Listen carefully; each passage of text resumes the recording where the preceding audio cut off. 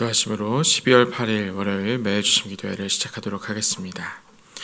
어둠을 뚫고 빛으로 오시는 소망의 하나님, 주님을 기다리는 대림절의 새벽, 차가운 공기를 가르고 기도의 자리에 나온 주의 백성들을 사랑의 눈으로 바라보아 주시옵소서. 세상은 여전히 어둡고 혼란스럽지만 빛 대신 주님만이 우리의 유일한 길이요 진리이심을 믿으며 이 하루를 엽니다. 주님, 이 시간 간절한 마음으로 기도합니다. 경제적인 한파 속에 웅크린 성도들을 기억하여 주시옵소서.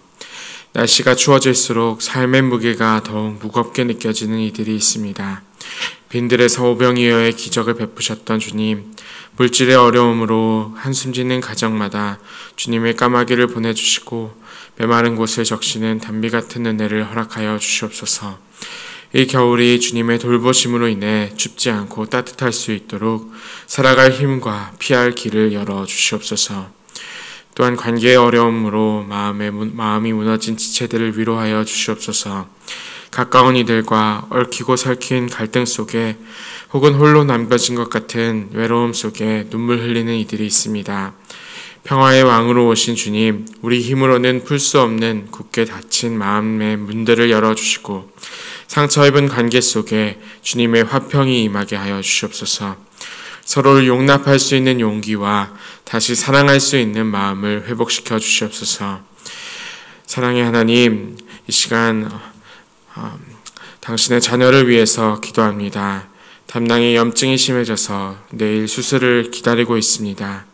하나님, 폐가 안 좋은 상황 가운데서 미루다가 잡힌 이 수술 가운데서 주님께서 함께하여 주셔서 순조로운 수술이 이루어지게 하여 주시고, 하나님, 그것을 준비하고 있는 의료진들과 그리고 함께 기도하는 가족들에게도 힘을 주셔서 이 모든 과정 가운데 순탄하게 잘 진행되어서 이 주님의 자녀가 다시 한번 주님 앞에서 건강하게 회복되어서 주님을 예배할 수 있도록 함께하여 주시옵소서. 주님, 이제 말씀 가운데로 나아갑니다. 오늘 이 새벽 주님을 바라보는 영혼마다 하늘의 위로와 새 힘을 부어주실 것을 믿사오며 우리의 참된 구원자 되시는 예수 그리스도의 이름으로 기도드립니다. 아멘. 네, 오늘 우리에게 주시는 하나님의 말씀은 시편 138편입니다. 시편 138편의 말씀을 저와 여러분이 교독하시도록 하겠습니다. 내가 전심으로 주께 감사하며 신들 앞에서 주께 찬송하리이다. 내가 주의 성전을 향하여 예배하며 주의 인자하심과 성실하심으로 말미암아 주의 이름에 감사하오리니 이는 주께서 주의 말씀을 주의 모든 이름보다 높게 하셨음이라. 내가 간구하는 날에 주께서 응답하시고 내 영혼에 힘을 주어 나를 강하게 하셨나이다. 여호와여, 세상의 모든 왕들이 주께 감사할 것은 그들이 주의 입의 말씀을 들음이오며 그들이 여호와의 도를 노래할 것은 여호와의 영광이 크심이니이다. 여호와께서는 높이 계셔도 낮은 자를 굽어 살피시며 멀리서도 교만한 자를 아심이니이다. 내가 환난 중에 다닐지라도 주께서 나를 살아나게 하시고 주의 손을 펴사 내 원수들의 분노를 막으시며 주의 오른손이 나를 구원하시리이다. 여호와께서 나를 위하여 보상해 주시리이다. 여호와여, 주의 인자하심이 영원하오니 주의 손으로 지으신 것을 버리지 마옵소서. 아멘. 네, 12월 이제 찬바람이 제법 매서운 그러한 시기입니다. 새벽 공기도 차갑고 그럴수록 우리의 마음이 차가워지지 않고 하나님 안에서 따스함을 느끼고 그리고 또 어려움이 있다면 하나님 곁에서 굳게 버티시고 함께하는 저와 여러분들 되시면 좋겠습니다. 오늘 우리가 만나는 시편 138편의 말씀은 다윗의 시입니다. 그리고 이 138편은 이 말씀 가운데서 많은 이들에게 위로를 주기 때문에 참 많은 사람들이 정말 사랑하고 아끼는 시가 아닌가 생각이 됩니다. 그리고 이 시를 우리가 읽을 때는 다윗의 마음을 느끼면서 다윗이 정말 아름답게 그리고 정말 그 상황 가운데서 하나님을 바라는 마음으로 찬양했겠구나라는 생각을 가지고 우리 이 시를 읽게 됩니다. 그런데 오늘 이 상황 가운데서 우리가 주목해야 될 것이 무엇인가 하면은 다윗이 어떤 현실 속에서 이 시를 이 하나님을 향한 노래를 하고 있느냐입니다. 1절에서 다윗은 이 표현을 쓰고 있는데 신들 앞에서라는 표현을 하고 있습니다. 여기서 신들이라는 표현은 어떤 표현인가 하면은 세상에서 다윗이 인정하는 신이 누구입니까?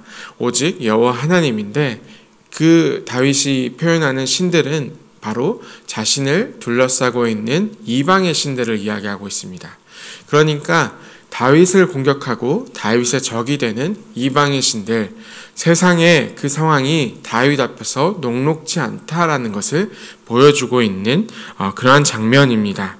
그리고 7절은 내가 환난 중에 다닐지라도 라고 고백을 하고 있는데 이 상황들을 지켜보면은 어떤 상황인지를 볼 수가 있게 됩니다. 다윗은 지금 온전히 평안한 상태에서 말씀을 전하고 그리고 노래하고 있는 것이 아니라 지금 신들이 둘러싸고 있는 상황, 이방의 적들과 그리고 자신을 힘들게 하는 사람들이 있는 상황 가운데서 둘러싸여져 있는 상황이고 그리고 노래하듯이 환난 중에도 있는 상황이다라고 말할 수가 있습니다.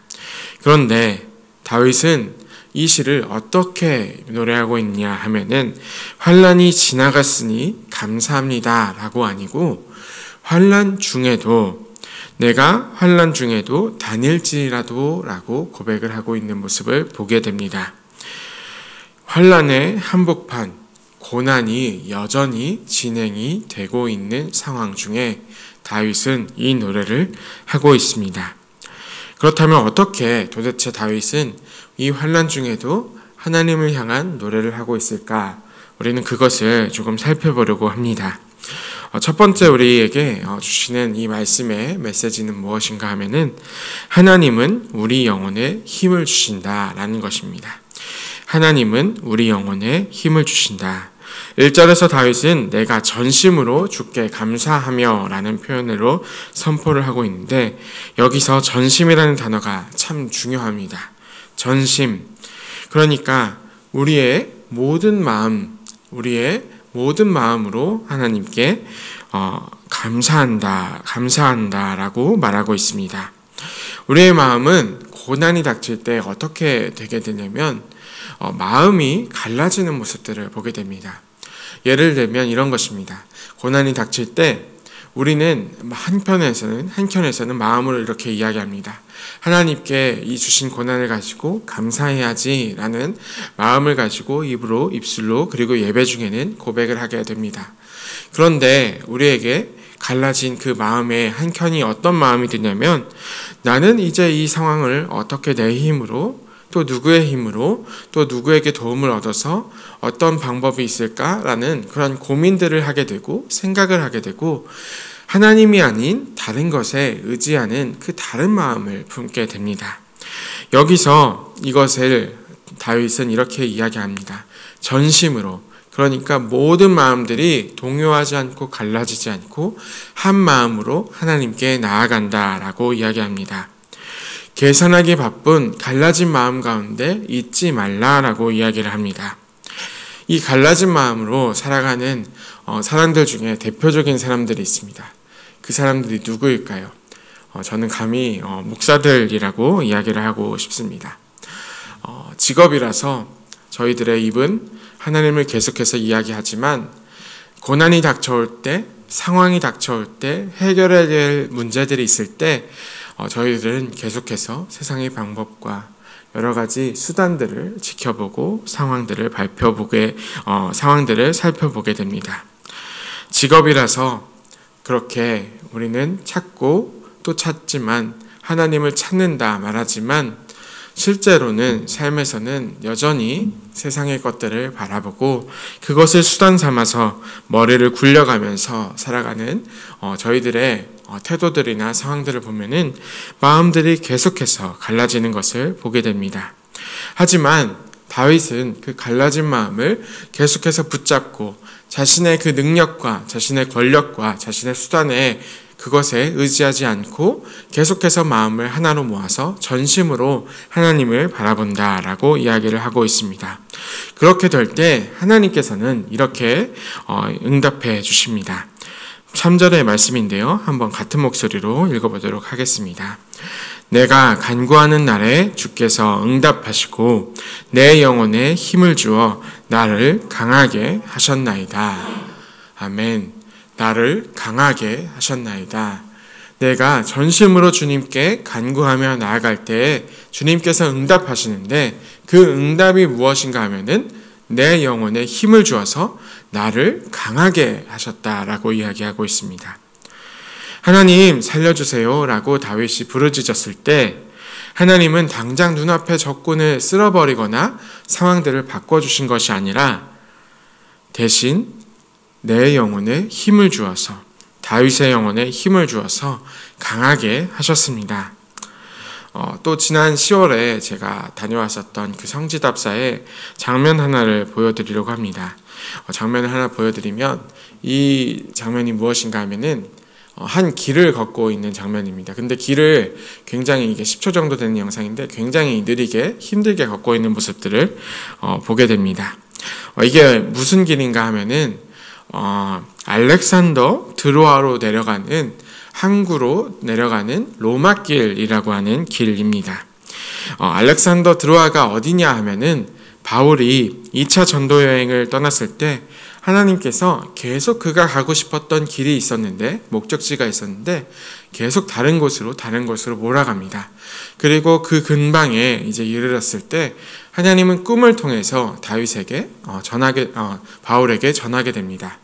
바울에게 어떤 꿈을 꾸게 해 주셨냐 하면은 마게도냐에 한 인물을 등장시키고 그곳에 가서 복음을 전파하라라는 메시지를 전하셨습니다. 그래서 이 항구로 내려가서 아시아에서 배를 타고 유럽으로 건너가서 유럽으로 복음의 그 전도가 복음의 그 선교가 일어나게 되는 중요한 길이었다라고 말씀을 드리게 됩니다.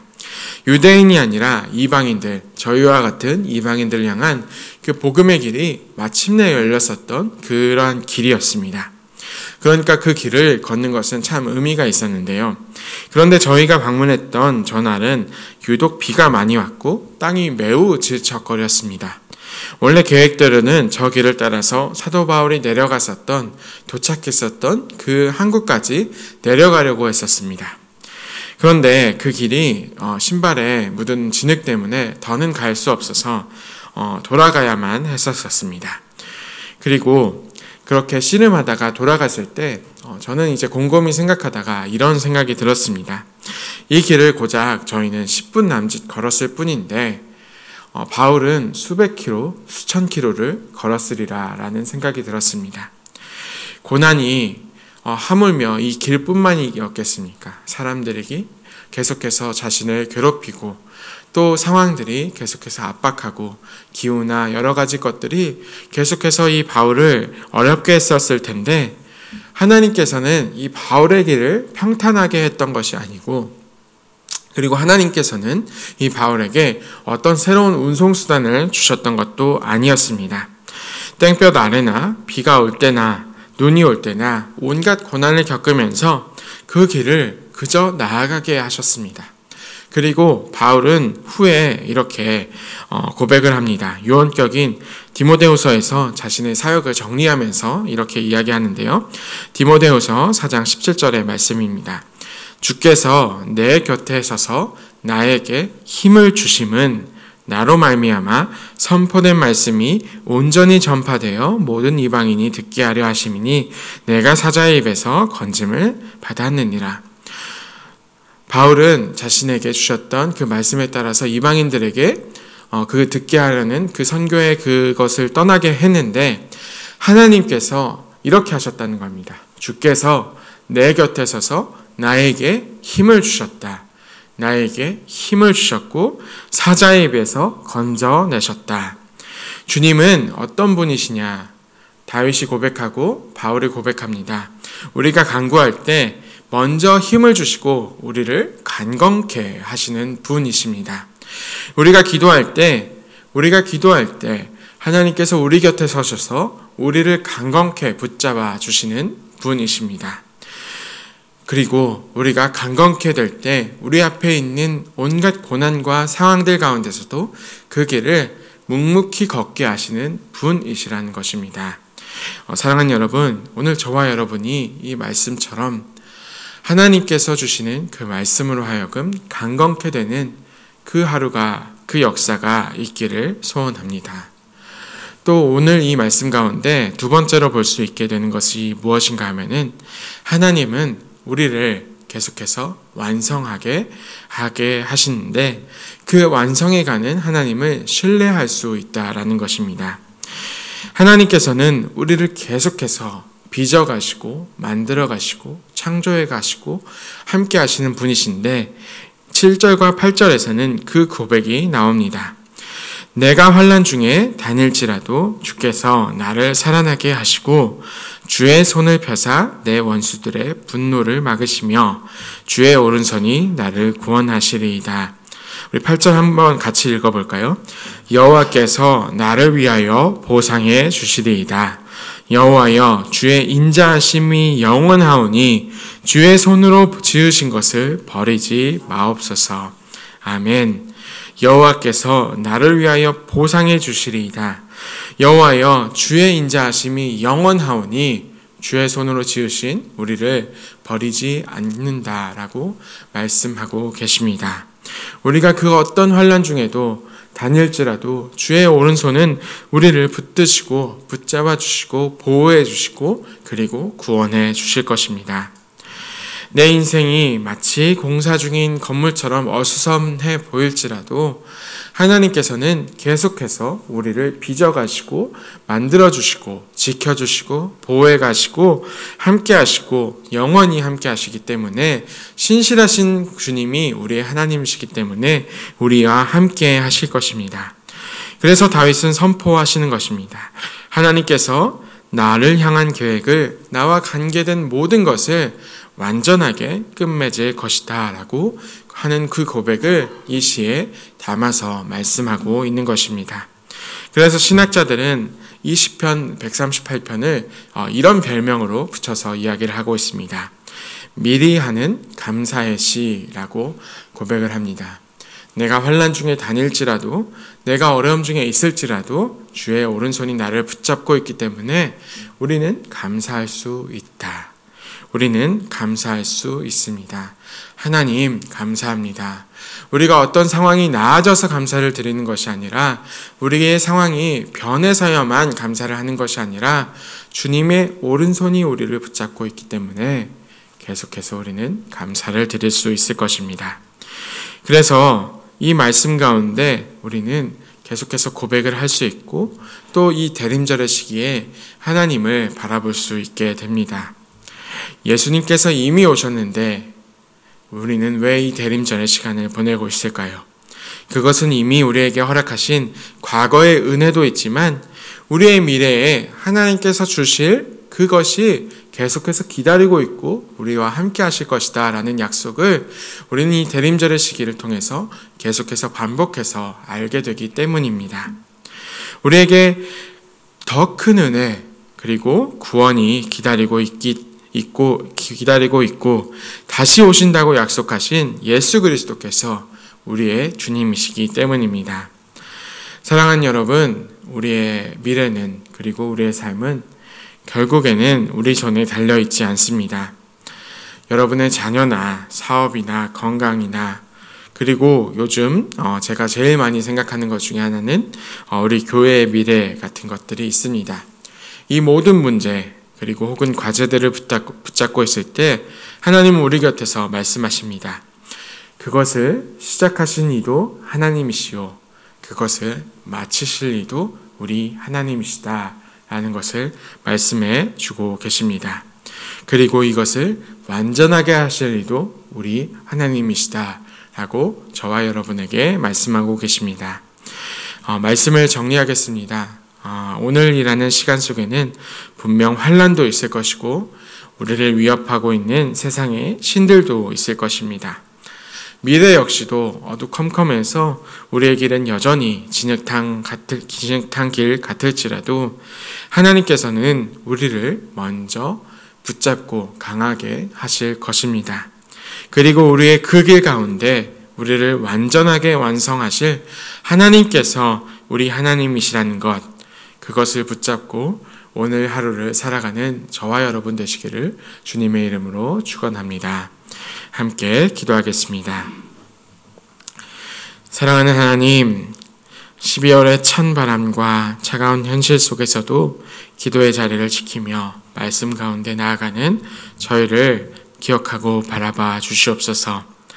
때로는 상황을 계산하며 마음이 나뉘었던 저희의 연약함을 용서하여 주시고 다윗처럼 전심으로 주님을 바라보게 하옵소서.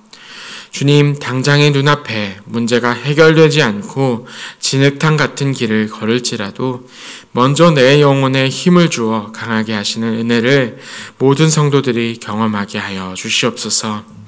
나를 지으신 주님께서 내 삶의 모든 것을 마침내 완성해 가실 것을 신뢰합니다.